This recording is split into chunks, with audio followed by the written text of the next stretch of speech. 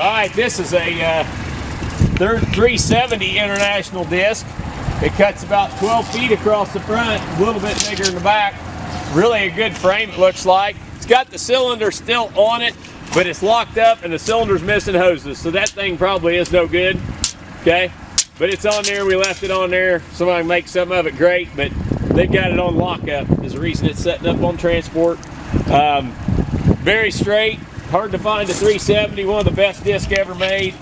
This has, I'm gonna give you an approximation. This is about 18.5-inch front blades. Nice blades in the front, really in the back. 7.5-inch spacings. 18-inch across the back. Looks like they are a little bit bigger in the front than the back all the way across, and they're good solid blades. Doesn't look like they got a lot of damage. Does have the cover blades on the outer edge. Does have the original serial number tag.